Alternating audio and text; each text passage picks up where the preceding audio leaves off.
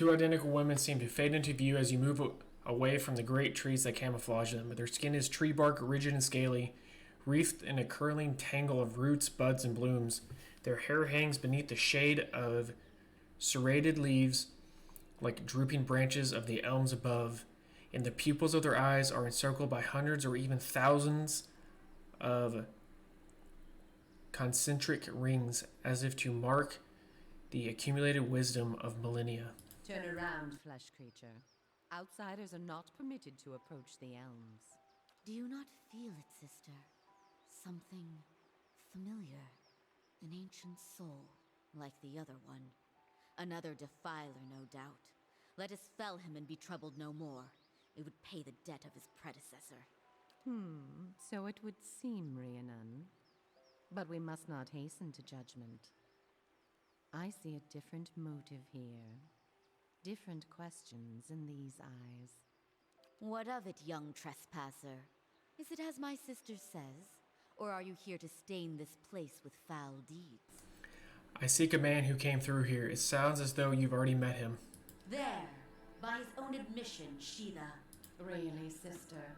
And you wonder why your leaves begin to fall out before midsummer. Clearly that man did not want to be followed. Whatever the relationship here, I suspect it is anything but cordial. The answer is yes, old one. We crossed paths with Theos not long ago, and we can tell you where he went. But I find it curious that anyone would seek him out. Suspicious, even. If we are to help you find him, we would know why.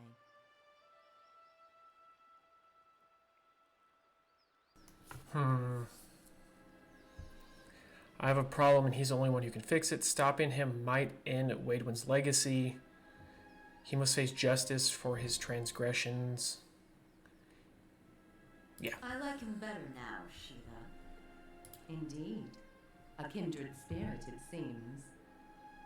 But that's what this is really about, isn't it? You are tied to him. I see it now. You are awakened. Your soul is awake and something once buried deep now wells to the surface. Past overwhelms present, closes in around you. Your time has nearly reached its end. I just need to get to Theos. I'm sorry to tell you this, but Theos cannot give you what you seek. Nor can any man. An awakening cannot be undone, any more than your past can be undone. What's she mean? I thought Mirwald said this is permanent? What? But that can't be right. Not after everything. There must be someone else we can ask. We did not come down this road together to be refused passage by a pair of talking saplings. So this has all been for nothing, and I'm going to lose my mind. The soul is formless without a past to shape it. Did you truly expect to be able to wipe it away?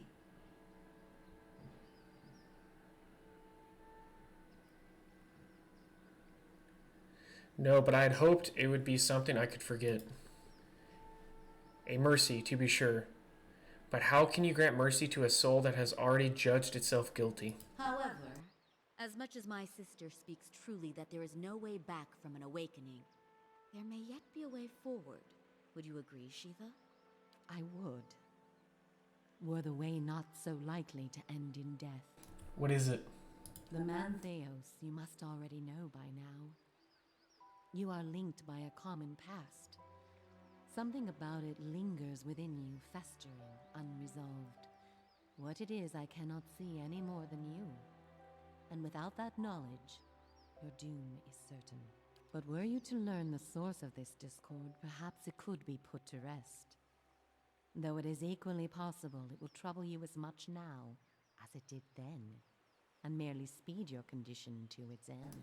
My past comes to me in pieces. How do I unlock the rest? You might wait for it to come on its own, of course. But when it comes, it will replace your sanity's last breath.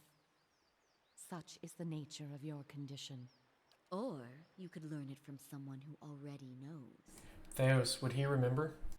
It is said the gods made his memory perfect, that he may never forget his charge. If he ever knew, he still does. Not that he would tell you, of course. You have followed the right person for the wrong reason, it seems. We see it often beneath the elms. The soul dragging mind and body to unknown places for unfathomable reasons. You may have wandered into Theos' path many times, in many lifetimes, without an awakening to show you why. The only thing that's certain is you did not find what you sought. You said you know where he went. He has gone down beneath the tower to a place older than we, where the people of Engwith once walked. He makes his way to the buried city, Sun and Shadow. May he stay down there and rot with the remains of his people. He may yet. He won't be returning the way he came, that much is certain. He opened a secret path in the tower's base, and saw it destroyed behind him through some vile means. Is there another way to get to him? We know of one. On the burial isle, through the court of the penitents, Braeth Yaman. A shortcut, in fact. Don't be cruel, sister. The way my sister speaks of is not for the faint of heart. A great pit at the center of a forgotten court, where faiths were judged in place of crimes. To most, it is simply a gateway to death. With the help of the gods, it can take you where you want to go. What do you mean, with the help of the gods? The pit is said to have been a means of judgment by the gods. Those cast into it are meant to die. It is that way you must pass to reach Sun and Shadow. The court is old. We do not know much for certain, but it would seem only the gods themselves can grant passage. What is this court? No more than a ruin now. It is older than we, a place for the trial of heretics. We were not here to witness it, but at one time there was a group that refused to acknowledge the gods. Neither the first nor the last, of course, but these were numerous and all put on trial for it. Those who did not repent were cast into the pit and imprisoned below. The fall killed them, of course. The prison was not for people but for their souls, and their sentences were eternal. It is said that many of the condemned repented and were permitted by the gods to ascend from the pit, so long as they pledged their service to one of them. But these are old legends. How would I ever get the gods to help me? Behind us is Ter Evron, said to pierce the shroud itself and a place of communion with all gods. If ever there was a time for prayer, you have found it. Who would I pray to? Any god you can, I should think. I would pray first to those gods you like best. I hope for your sake the feeling is shared. Very well. How do I pray? Ter Evron is also called the Hall of Stars, and the stars show us the allegiances of the gods. When stars are in conjunction, we know the gods they represent are aligned as well. You should choose a place to pray where you'll be closest to those you want to hear you. If a god stands alone, you should pray to that god. If they band together, you should address them all. Choose your words wisely, for all gods expect proper homage, and none has patience for fools. Very well. Before you go, tell me this, old one. I'm curious. If you were to subdue your enemy, what would you do with him? What would give you peace?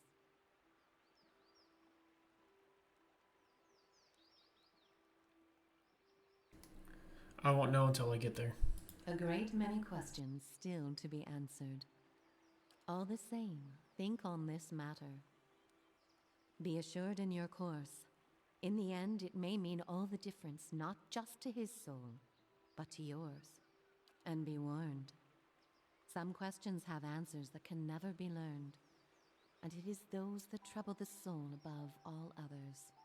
May you find an answer to yours.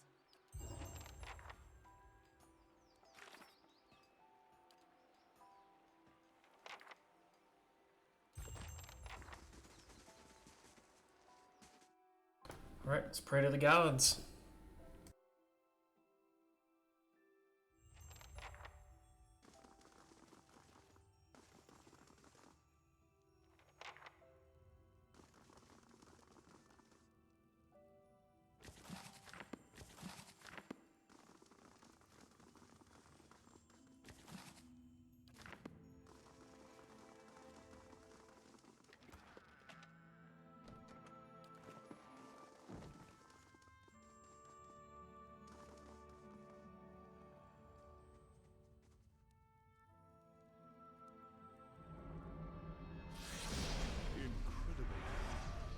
fine contraption that I would dearly love to inspect.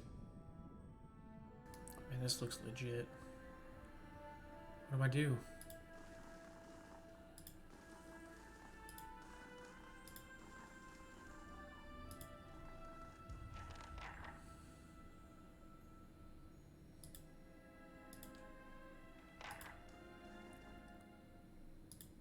Is that the only one that's gonna work? Horned beast. From time to time, you think a sense faint chill emitting.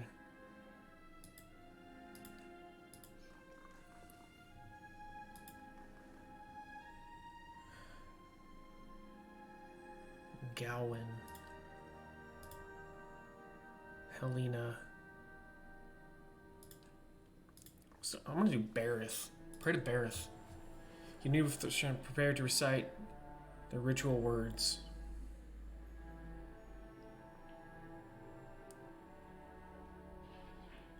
There's life and death and life. There's a rippling shift in the air around you, and some unfelt wind has changed, bringing an unexpected warmth. You feel a particular weight of unseen presence and eyes upon you. You kneel and pray to Barith. Even while your eyes were closed, you see a road that seems to stretch forever. The stars wheel overhead in a clockwork rotation of constellations, disappearing over the horizon to your left only to raise on your right. You try to make out the details on either side of the road, but your eyes can't seem to focus. One moment you think you're seeing a meadow blanketed with mist, and another sheer canyon walls. For an instant, you even see waves lapping on the edge of the road. Were you to step in the shifting landscape, you feel certain you'd only end up back on the road. You know this is a vision, but packed dirt feels firm beneath your feet, and the night air cool on your face. You are walking, your feet seem to carry you forward of their own accord. Something looms ahead of you. You get close, you see two stone figures that look strangely familiar. Our old friends, life and death and life. We're in a realm of the twined god, and there are two aspects. You remember the door to Caleb log and the two figures carved to the mountain next to it. One looks vaguely male and the other one vaguely female. Only a thin layer of flesh covers their skeletal bodies, which twist to face the doorway between them. The doorway, however, is not what you saw in the ruins. It is a skull, gaped and jawless. As you look on, the open mouth seems to grow. Two arms of the stone sculpture swept toward the mouth, inviting you in. Enter. The road continues through the mall to another shifting landscape surrounded by stars. As you pass through it, you see an identical doorway in the distance. A dwarven man stands near it, unmoving. You turn to look beyond you, see the skull gate you just passed facing you, and an elven woman waits on the road. Like the dwarf, she stands still. Approach the elven woman. You start toward her, then something unnatural about it, the way she stands, she's too still. As you get close, you see that her legs taper into a slender trunk, and place her feet are gnarled, twisting roots. Her face lifts like an invisible sun. Her long golden hair is the color of autumn leaves, and as you look more closely, you realize that her head is actually covered in tendrils and vines, sprouting brilliant yellow leaves. Each glimmers in the essence of an entire soul. She gives you a benefic smile. You look on. The leaves slowly fall from her head and settle at her roots. They melt into a path beneath her, and almost immediately new leaves sprout in place of the old. She reaches towards you, still smiling, as roots sprig from her fingertips. Her outstretched arm bar a path. Come, graft your soul to the golden grove. Take her hand. Her roots twine around your fingers as they grow rigid and cold. Her outstretched arm petrifies as a rough stone bark overtakes her flesh. She can only look on in horror. You break away from her brittle grasp. Her feet are rooted in place. She twists and writhes as trying to flee from her own dying limb. The petrification reaches her shoulder and spreads down her body, freezing into painful arc. It creeps up her neck and throws her face skyward like a drowning swimmer. The grayness covers her face, freezing her gasp in stone. Now she lies still and lifeless. You continue past her. Only the golden leaves on her head remain untouched, and as you watch, they fall one by one in the path below. They shrivel as the shimmering essence fades of them. You lift your gaze and see a dwarven man standing further down the road. Approach the dwarven man. You continue down the road toward him. He looks up as you approach. You can't tell if he's looking at you or through you. His face is smooth and flaccid, as if the flesh has detached from the muscles underneath. As you look on, the face begins to change. Wrinkles, cracks in the corner of his eyes. His mouth sinks, carving deep lines from his nose and corners of his lips. His jowls sag and his loose flesh hangs like dough. He raises his cupped hands. They're covered in blood. He lifts them to his face and smears himself and his newly creased forehead to the rattles of his neck. He massages the dark, sticky fluid to his skin. His flesh wrinkles disappear. The hanging folds recede, and his flesh tightens as if readhering to his skull. He lifts his hand, and this time you know he's looking at you. His renewed face looks like a mask, artificially smooth and still. Beyond it, his black eyes are two hungry pits, yawning like empty mouths of skulls. Come, make your sacrifice to Ethic Null. His body blocked the path. He extends a bloody hand towards you. Take his hand. You grab his hand, but his skin grieves too easily under your grip. You try to pull away, and you hear a noise like dried canvas tearing. His skin splits, following a long seam that begins his arm, stretches the length of his body. Blood gushes forth in such quantities that you can't imagine there's ever anything else in him. Sure enough, the dwarf empties of blood. He collapses like a desiccated husk. The blood in the path gleams in thousands of soul worth of essence. The essence evaporates, trailing shining filaments into the night sky. Now only that he is dead, you can continue onward. The blood pools around your feet. A voice echoes along the road, barely more than a whisper on a breeze. Return them to the wheel. You look up and see the skull gate ahead of you. The candles of Tyr Everon wink through the open mouth. Leave.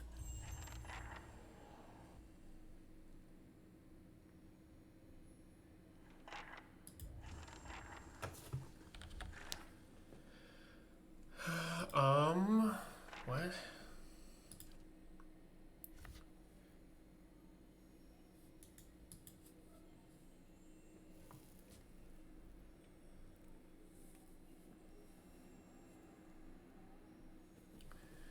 The dwarf vision, eerily ageless face, seemed to renew himself from blood others. He said something about Elk Knoll. When I learn who or what this is, he'll no doubt be nearby. The elven woman is a strange tree-like in a vision. She mentioned a place called Golden Grove. Alright, I guess we're gonna do that.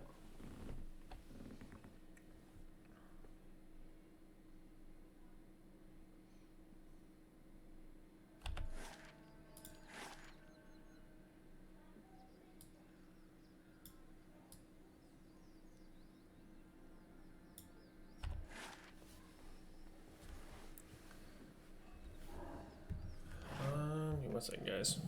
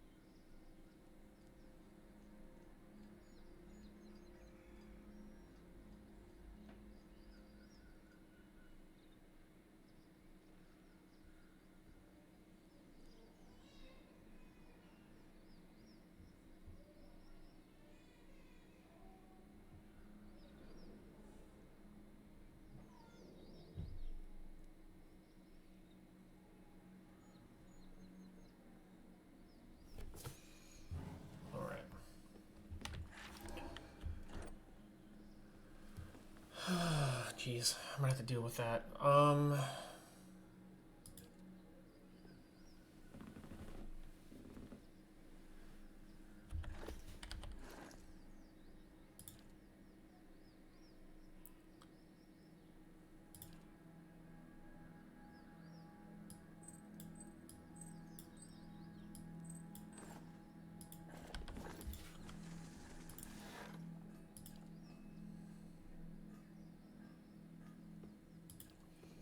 hey, like I can hire all these people now.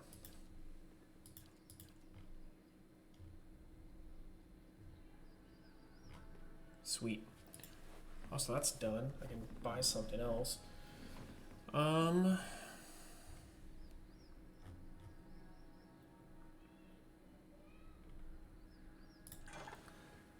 do that. Did you hear that? About our awakenings being permanent?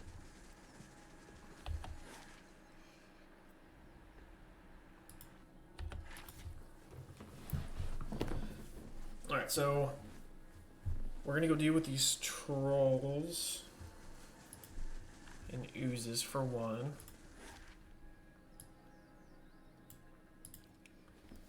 Except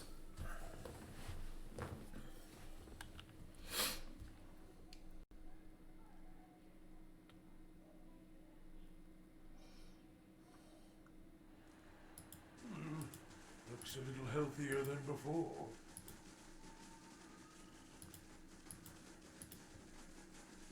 alright. Manual resolve. Oh, sweet. Skips time for me.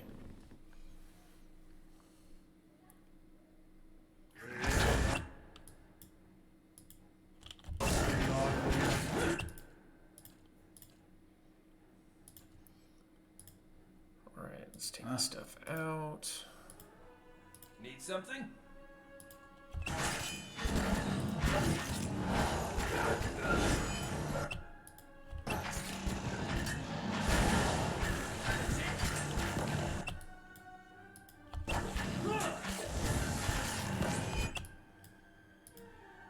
Yes?